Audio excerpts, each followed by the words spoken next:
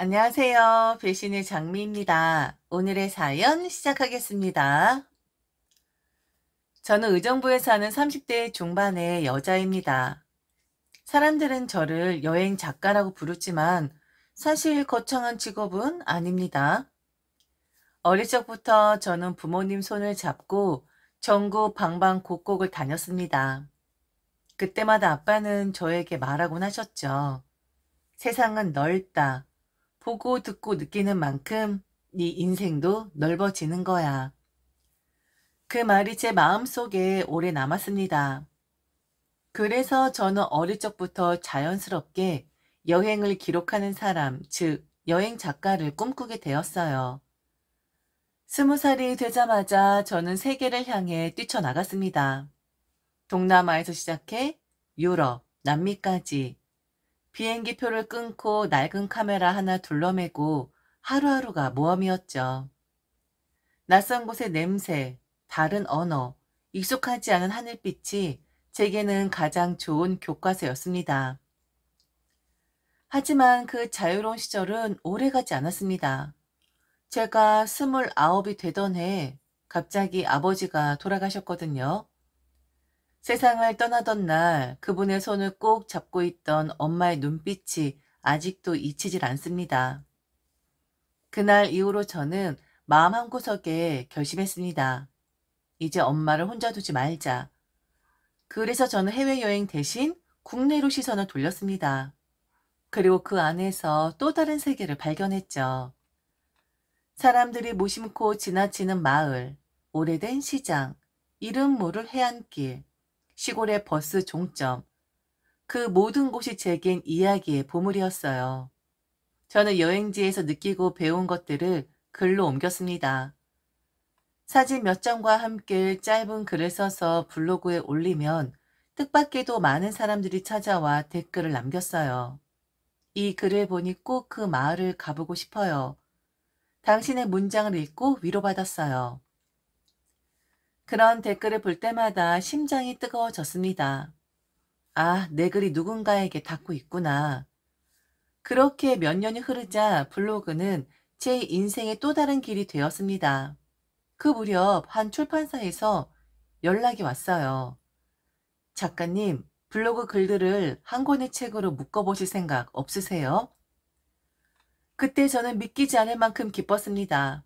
그리고 바로 그 출판사에서 저는 그 사람, 즉, 제 남편을 만나게 됩니다. 남편은 책과 종이 냄새가 어울리는 사람이었습니다. 출판사 편집자였던 그는 첫 인상부터 묘하게 고요했어요. 말을 많이 하지 않아도 문장 하나하나를 곱씹어 말하는 그런 사람이었죠. 교정 작업을 함께 하면서 우리는 자연스럽게 가까워졌습니다. 저는 그에게 원고를 넘길 때마다 긴장했고 그는 늘 부드럽게 웃으며 제 문장을 다듬어 주었어요. 이 문장은 좋지만 여백이 좀 더 있었으면 해요. 작가님 글은 풍경이 아니라 마음을 찍는 것 같아요. 그 한마디 한마디가 제 가슴에 잔잔히 내려앉았습니다.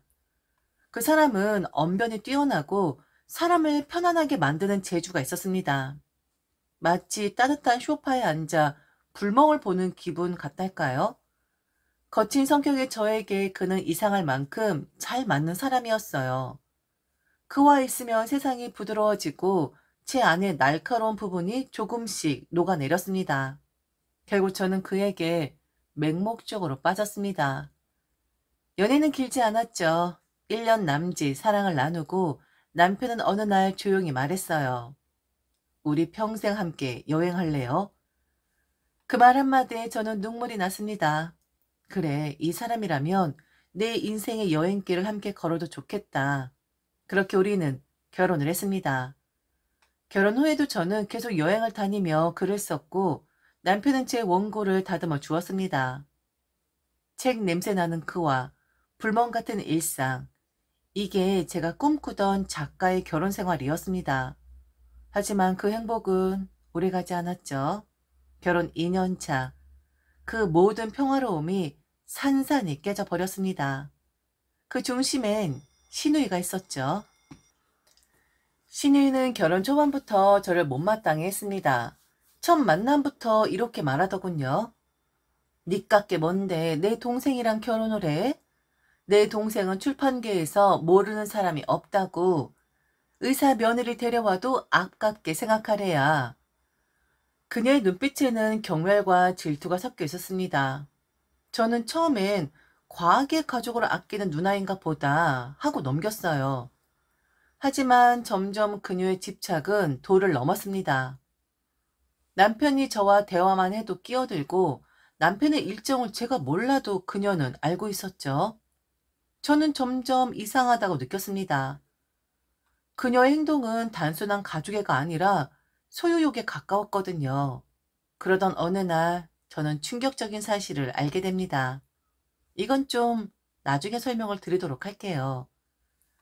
신우의 저런 말들이 저는 처음엔 결혼하고 나면 된통 시집살이 당하는 거 아니야? 하고 걱정을 했었어요. 하지만 남편이 알아서 잘 하겠다. 누나가 지금은 저렇게 말하지만 실제로 결혼하고 나면 그냥 우리를 내버려 둘 것이다. 라고 말을 해서 그 말을 믿고 결혼을 결정합니다. 남편의 말처럼 결혼 초반은 정말 평화로웠습니다. 신혼집이 시댁에서 꽤 멀었고 시어머니도 제게 그리 깊은 관심을 보이지 않았어요. 무엇보다 놀라웠던 건 신우의 태도 변화였습니다. 결혼 전엔 내 동생은 이런 사람이야. 넌 그 사람 감당 못해. 라며 사사건건 간섭하던 사람이었는데 결혼 후엔 딱 끊긴 듯 아무 말도 하지 않더군요. 그 변화가 신기할 정도였죠. 아, 남편 말이 맞았구나. 그땐 정말 그렇게 믿었어요. 하지만 점차 우리의 결혼 생활은 조금씩 무너지기 시작했죠. 처음엔 별것 아니었습니다. 남편이 어느 날 퇴근 후 문득 말했어요. 나 요즘 골프 좀 배워볼까 해. 그 말을 들었을 때 저는 잠깐 고개를 갸웃했습니다. 남편은 원래 운동이라면 질색하던 사람이었거든요. 책상 앞에 앉아 커피 마시며 글 쓰는 게 낙이던 사람이 갑자기 골프? 골프를? 갑자기 웬 골프야? 요즘 출판계에서도 접대 문화가 있잖아. 나도 좀 사람들 만나야지. 그럴 수도 있겠다 싶었습니다. 직장인이라면 인맥 관리가 필요하니까요. 그런데 이상하게도 그게 시작이었어요. 그래도 저는 남편의 아내로서 그리고 동반자로서 삶에 충실했습니다. 남편은 책을 읽고 글을 다듬는 사람, 저는 여행지를 다니며 기록을 남기는 사람, 서로의 일과 세계가 다르지만 그 다름이 오히려 좋았습니다. 서로의 하루를 응원해주고 각자의 자리에서 자신답게 사는 것, 그게 우리가 꿈꾸던 결혼의 모습이었거든요. 하지만 그 평화로움이 서서히 금이 가기 시작했죠. 남편은 점점 변했습니다. 퇴근 후엔 집에 바로 오지 않았고 주말에도 일정이 생겼다며 자주 나갔어요. 골프는 접대라고 쳐도 문제는 그 다음이었죠. 나 헬스 등록했어. 이제 진짜 몸 좀 만들어야지. 그 말을 듣는 순간 속으로 이게 무슨 소리야 싶었어요. 운동이라면 몸으로 먹고 사는 사람들이 하는 짓이지 라던 사람이 어느 날부터인가 주 4회씩 헬스장에 나가기 시작한 겁니다. 아침이면 단백질 쉐이크를 챙겨 마시고 저녁엔 닭가슴살을 굽고 퇴근 후엔 거울 앞에서 근육 라인을 점검하듯 서 있었습니다. 물론 건강을 위해서라고 생각하려 했어요. 뭐 운동하는 게 나쁜 건 아니지. 건강하게 오래 살면 좋은 거잖아? 그렇게 스스로를 다독였죠. 하지만 제 머릿속엔 하나의 의문이 자꾸 맴돌았습니다. 이건 내가 아는 그 사람 모습이 아닌데? 남편은 예전에 운동을 비생산적인 시간 낭비라고까지 했던 사람이었어요. 시간이 남으면 책 한 권 더 읽는 게 낫지라던 그가 이제는 근육 운동에 몰두하고 스테로이드까지 맞기 시작했어요. 게다가 요즘은 부쩍 저를 피했습니다. 잠자리도 회피하며 요즘 운동하느라 몸이 피곤하다는 핑계를 댔죠. 서로를 위로하던 밤의 대화 대신 집안엔 침묵만이 맴돌았어요. 처음엔 불안보다 의아함이 컸습니다. 이 사람이 도대체 왜 이렇게까지 달라졌지? 그런데 그 답은 생각보다 가까운 곳에 있었습니다. 어느 날 남편이 헬스장에 간다고 나가던 날이었어요. 저는 그날따라 왠지 그 사람의 얼굴을 보고 싶었습니다. 요즘 부쩍 대화가 줄었고 식사도 따로 하는 날이 많았거든요. 운동 끝나면 같이 밥이라도 먹자는 말 한마디를 하고 싶었죠. 그래서 저는 남편이 다닌다는 헬스장으로 직접 찾아갔습니다. 낯선 곳이라 살짝 긴장했지만 문을 열자마자 묘한 공기가 느껴졌습니다. 헬스장은 생각보다 훨씬 크고 세련됐어요. 마치 연예인 PT 센터처럼 반짝이는 조명과 고급 장비들, 이런 데를 다녔던 거야? 싶을 정도로 규모가 컸죠. 그리고 그곳에서 그 사람을 봤습니다. 트레이너 복장을 한 듯한 타이트한 운동복 차림의 여자, 긴 머리를 하나로 묶고 자신감 넘치는 태도로 사람들을 지휘하고 있었죠. 그녀가 고개를 돌리며 제 쪽을 본 순간 저는 그대로 굳어버렸습니다. 신우이였어요. 어머, 올케 왔네? 여기서 뭐 하는 거예요? 제가 물었죠. 하지만 그녀는 오히려 당당하게 웃었습니다. 몰랐어? 여기 내가 운영하는 헬스장이야. 성현이 요즘 열심히 다니고 있잖아. 내가 특별 관리 중이야. 내가 결혼하고 나서 운동하라고 하니까 바로 말 듣더라고. 하여튼 저 녀석은 나 아니면 안 된다니까. 어머 어머 올케. 지금 질투하는 표정? 그녀의 입꼬리는 묘하게 올라가 있었습니다. 마치 이제 알았어? 라는 듯이. 그때 알았습니다. 남편이 골프를 치러 다니며 운동을 시작한 이유, 갑자기 외모를 가꾸기 시작한 이유, 그리고 나를 피하면서도 밤마다 외출했던 이유, 그 모든 것의 중심에는 신우이가 있었습니다. 신우이는 이상할 만큼 당당했습니다. 그녀는 웃으며 아주 자연스럽게 그렇게 말했어요. 그 웃음이 싫었어요. 그런데 이상하게 제가 더 무안했죠. 그래 뭐 어때? 누나가 헬스장 다니는 게 이상한 일인가? 내가 괜히 예민하게 군 건 아닐까? 그땐 정말 그렇게 생각했습니다. 그 둘을 의심하는 제 자신이 더럽게 느껴졌습니다. 내가 미쳤지. 네 남편과 누나 사이를 의심하다니? 정말 내가 속 좁고 추접한 사람이야. 그날 저는 결국 남편 얼굴도 보지 못한 채 헬스장을 나왔습니다. 눈앞이 뿌옇고 가슴이 쿵쾅거려서 걸음이 잘 안 떼어졌어요. 차가운 공기가 얼굴에 부딪혔지만 그보다 더 싸늘했던 건 제 마음이었습니다. 집에 도착했을 때 남편은 이미 와 있더군요. 운동복 차림 그대로 거실 소파에 앉아 있었습니다. TV 화면에선 야구 중계가 흐르고 있었고 마치 아무 일도 없다는 듯한 평화로움이 그 사람을 감싸고 있었죠. 누나가 그러던데 당신 헬스장에 왔었다며? 왜 그냥 갔어? 그 말이 어쩐지 낯설게 들렸습니다. 그냥 평범한 대화인데도 그 누나라는 두 글자가 묘하게 비틀려서 들렸어요. 그때 저는 아무 말도 못했습니다. 대신 눈물이 났습니다. 아무 이유도 없이 그냥 쏟아졌어요. 미안해. 왜 갑자기 미안해?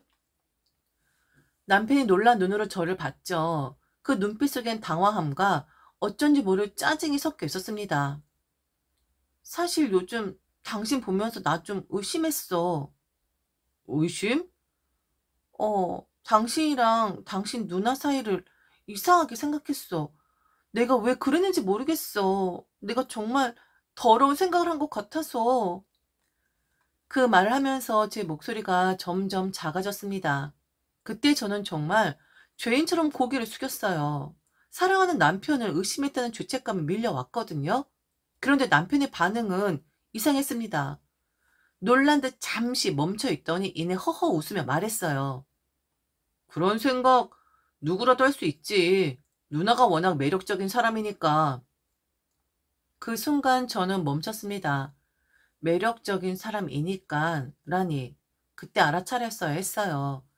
자기 누나를 매력적이라 표현하는 남자, 그게 얼마나 기이한 일인지. 하지만 저는 그걸 그냥 넘겼습니다. 사랑에 눈이 멀면 이성은 그렇게 무력해지더군요. 그날 이후 저는 오히려 더 열심히 살았습니다. 의심이 죄스럽고 그 죄책감을 덜고 싶었어요. 그래서 몸이 부서지도록 일했고 더 먼 곳으로 여행을 다녔습니다. 남해 해안도로를 걸으며 겨울 산속 민박집에서 글을 쓰며 제 마음속의 불안과 싸우는 수련 같았죠. 난 괜찮아. 내 남편을 의심한 내가 잘못이야. 그렇게 스스로를 설득했습니다. 블로그는 여전히 운영 중이었습니다. 댓글로 작가님 글은 늘 따뜻해요. 언제나 위로받아요. 그런 말들이 달릴 때마다 저는 괜히 울컥했습니다. 내 삶이 따뜻하지 않은데 내 글이 따뜻하다니? 아이러니했죠. 그러던 어느 날이었습니다. 새벽 원고를 마감하고 노트북을 덮으려던 순간 블로그 알림이 떴습니다. 비밀 댓글 한 개가 달렸습니다. 저는 습관적으로 클릭했어요. 그런데 그 내용은 손끝이 얼어붙을 만큼 낯설고 불길했습니다. 남편분과 시누이, 그 여잔 친누나도 아니에요. 지금 조 작가님이 너무 모르시는 것 같네요. 자세한 이야기 원하시면 연락 주세요. 제가 다 알려드릴게요. 한참 동안 화면을 바라봤습니다. 눈을 비벼도 그 문장은 그대로였어요. 이게 뭐야? 스팸인가? 장난인가? 그렇게 생각하려 했는데 손은 이미 제멋대로 움직이고 있었습니다. 댓글 아래 남겨진 전화번호를 누르고 있었죠. 여보세요? 낯선 목소리가 들렸습니다. 차분하지만 묘하게 자신감이 느껴지는 여성의 목소리. 그때 저는 깨달았습니다. 이미 돌이킬 수 없는 길로 발을 들였다는 걸요. 그녀를 만난 건 그로부터 하루 뒤였습니다. 그리고 그날 이후 제 인생은 완전히 바뀌었습니다. 남편의 비밀, 그리고 신우이라는 이름을 쓴 그 여자의 진짜 정체, 그 모든 걸 알게 되었죠. 카페 문을 열자 커피향이 코끝에 스쳤습니다. 그런데 그 순간 창가에 앉은 한 여자의 얼굴이 낯익게 느껴졌어요. 어디서 봤더라? 어디서? 그녀는 저를 보자마자 살짝 고개를 숙여 인사했습니다. 저도 모르게 그 앞으로 다가가 마주 앉았죠. 작가님, 저 기억 안 나세요? 저 작가님 북커버 디자인한 사람이에요. 아, 맞아요. 낯이 익다고 생각했어요. 짧은 인사 뒤 그녀는 한숨을 내쉬며 말을 꺼냈습니다. 그때부터 분위기가 묘하게 가라앉았죠. 어디서부터 말을 해야 할지 모르겠네요. 행복한 결혼 생활 중이신가요? 네, 그게 무슨 말씀이세요? 저 사실 성현 씨, 그러니까 편집장님이랑 동거했어요. 거의 5년 동안. 네? 같이 살았어요. 그리고 아이도 있었는데 유산했어요. 그런데 제가 왜 유산했는지 알아요? 네? 그게 무슨... 그녀 입꼬리가 비틀리며 씁쓸하게 올라갔습니다. 그 신우이, 짜증나죠 그 사람. 작가님 잘 모르죠? 저희 신우이요? 그녀는 피식 웃으며 커피잔을 내려놓았죠. 신우이? 아니에요 그 여자. 피 한 방울 안 섞인 남이에요. 네? 성현 씨랑 그 여자 그런 사이예요.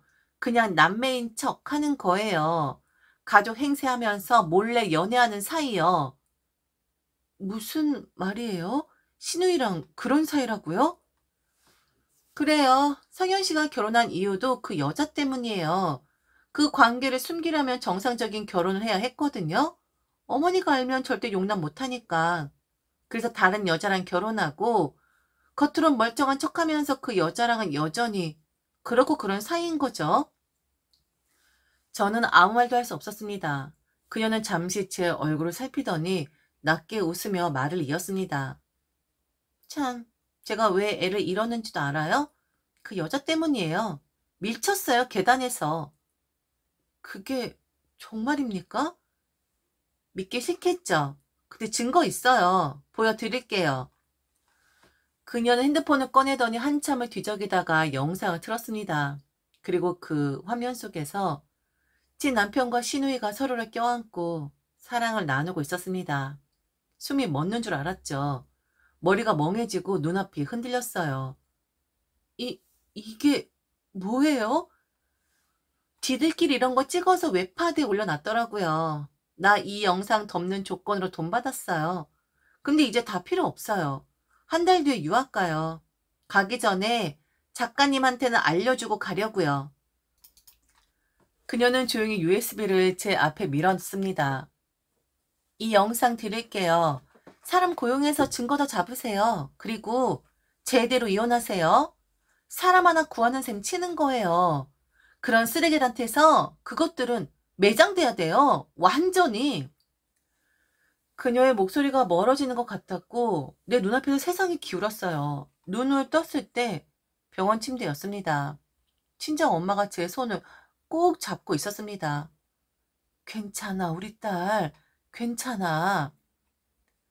의사 말로는 저혈당 쇼크였다고 했어요. 이틀에 거의 의식 없이 누워 있었다더군요. 그게 꿈이었을까? 그렇게 생각했지만 자켓 주머니에서 발견된 USB가 모든 걸 현실로 만들었습니다.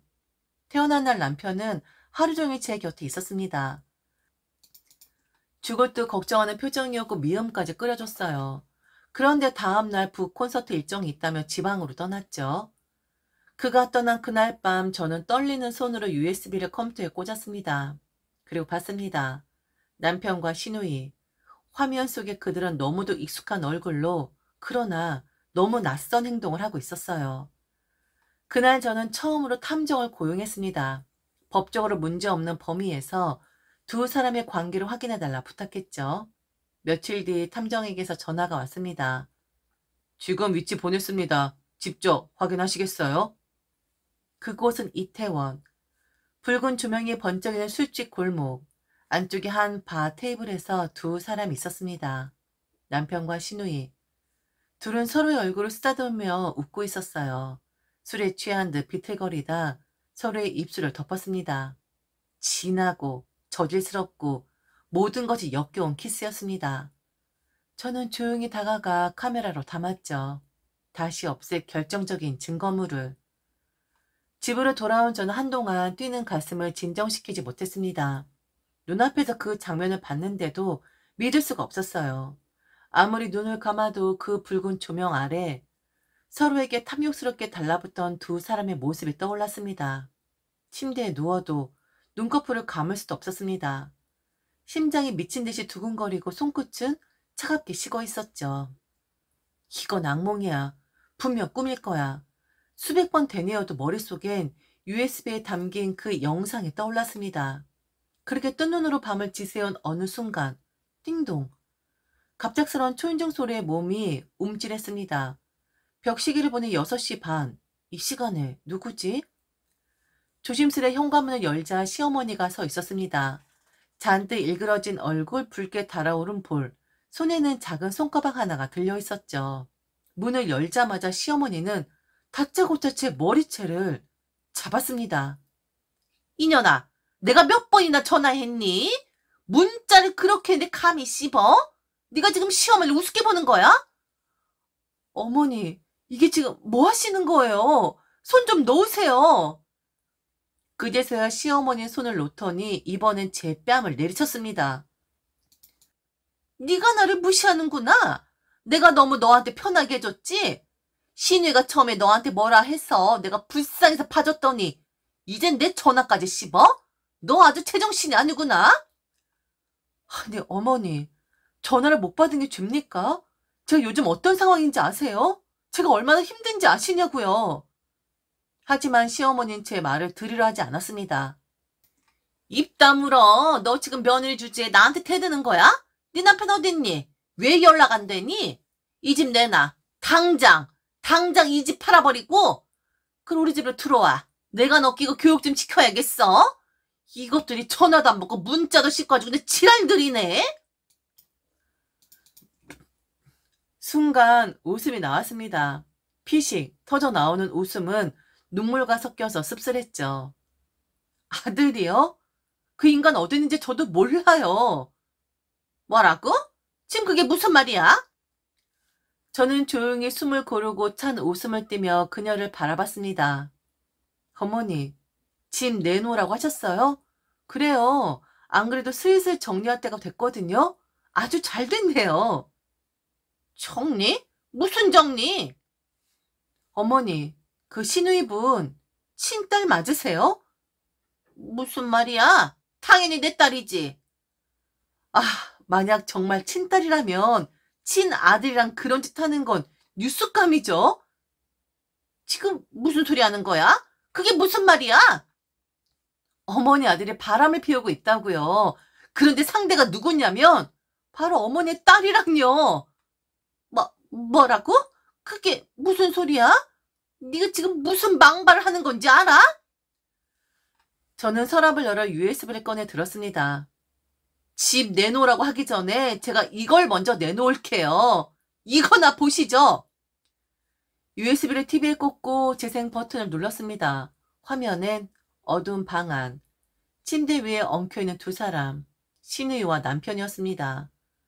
시어머니 손으로 입을 막았지만 그럴 리가 이럴 리가 중얼거리며 주저앉았습니다. 그리고 곧장 시누이를 찾기 시작했죠.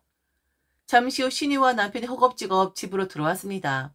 시어머니는 떨리는 손가락으로 그들을 가리켰습니다. 이게 뭐야? 이게 뭐냐고 니들 지금 이게 사람이 할 짓이야? 남편은 얼굴이 하얗게 질려 횡설수설했습니다. 오해요 어머니. 그거 오래된 거예요. 장난이었어요. 진짜예요. 그런 거 아니에요. 영상은 너무나 선명했습니다. 얼굴, 목소리, 손끝까지 오해라고 할 구석이 없었죠. 시어머니는 거의 졸도 직전까지 갔습니다. 입술은 파랗게 질렸고 손은 떨렸죠. 이혼만큼은 안 돼. 정리했다고 했잖아. 현영아 네가 어떻게 나한테 이러니? 어? 이거 소문이라도 나면 우리 집안은 끝이야. 제발 이혼만은 하지 마. 미정아, 며느라, 이혼만은 제발. 우리 집안이 뭐가 되겠니? 시어머니 결국 무너졌습니다. 그 자리에서 주저앉아 헐떡거리며 말을 잇지 못했어요. 그제서 저는 모든 퍼즐이 맞춰지는 느낌을 받았습니다. 사실 시누이는 시어머니가 먼저 만난 사람이었습니다. 어릴 적 불쌍한 사정이 있던 그녀를 시어머니는 늘 불쌍히 여겼다고 합니다. 하지만 그 속사정은 달랐죠. 시어머니 일찍부터 느꼈다고 합니다. 시누이와 제 남편, 그 둘 사이에 이상한 기류, 시누이가 남편을 바라보는 눈빛, 그리고 남편이 시누이를 대하는 태도, 그건 절대로 남매의 것이 아니었어요. 시어머니 그걸 막기 위해 차라리 그녀를 양딸로 들였다고 했습니다. 남매로 만들어 놓으면 그 관계가 깨끗해질 거라고 믿었던 거죠. 하지만 그건 더 깊은 늪이 되어버린 거예요. 그들의 사랑은 멈추지 않았고 동거를 하고 결혼을 하고 그 안에서도 둘만의 은밀한 관계를 계속 이어갔습니다. 결국 제 결혼은 그들의 가면극이었던 셈이죠. 어차피 시어머니 돌아가시면 정리하고 같이 살려 했던 거죠. 그 사실을 알게 된 뒤 저는 그냥 웃음이 나왔습니다. 말 그대로 더러워서 말도 섞기 싫었어요. 결국 저는 협의 이혼을 택했습니다. 감정 소모할 가치도 없었어요. 차분하게 냉정하게 위자료 3억 원을 받아내고 모든 걸 끝냈습니다. 이혼 서류에 도장을 찍는 순간 남편은 울었어요. 하지만 저는 아무런 감정도 들지 않았습니다. 그의 눈물조차 위선처럼 보였으니까요. 그 후 저는 다시 의정부로 돌아왔습니다. 아무도 모르는 곳, 내가 다시 나로 돌아갈 수 있는 곳이었죠. 새로 산 아파트에 짐을 옮기며 창문을 열어 햇살을 들였을 때 비로소 숨이 트이더군요. 그 모든 일에서 벗어났다는 사실만으로도 살아있는 게 감사했습니다. 그리고 1년쯤 지났을까? 지인의 연락으로 그 시누이의 결혼 소식을 듣게 됐습니다. 그 말에 웃음이 났어요. 아, 그 인간이랑은 결국 안 됐구나. 저는 이혼할 때 그 둘의 사랑을 빌어줬었죠. 그래, 쓰레기들끼리 서로 버리지 말고 제발 끝까지 붙어서 살길 바란다. 진심이었습니다. 어차피 똑같은 부류끼리 살아야 싸움도 덜하니까요. 그런데 세상은 역시 그렇게 호락호락하지 않더군요. 신우의 결혼식 날 시어머니가 난입했다는 소식을 들었습니다. 시기 한창일 때 시어머니가 단상 위로 올라가 소리쳤다고 하더군요. 식장은 순식간에 아수라장이 되었다고 했습니다. 그리고 그 난장판 소식은 출판계 전체에 퍼졌습니다. 남편은 더 이상 고개를 들 수 없게 됐죠. 출판사에선 퇴출됐고 편집자로서의 명성도 한꺼번에 무너졌죠. 사실 이미 다 무너졌기에 더 무너질 것도 없었지만서도요. 그 북커버를 디자인했던 여자는 유학을 떠나기 전 이 모든 사실을 출판사의 팩스로 쫙 돌리고 갔거든요. 도망치듯 떠난 그녀의 마지막 복수였던 거죠. 그 소식을 들었을 때 제 마음은 참 묘했습니다. 기분이 좋지도 그렇다고 슬프지도 않았어요. 사랑이라는 감정 참 믿을 게 못 된다.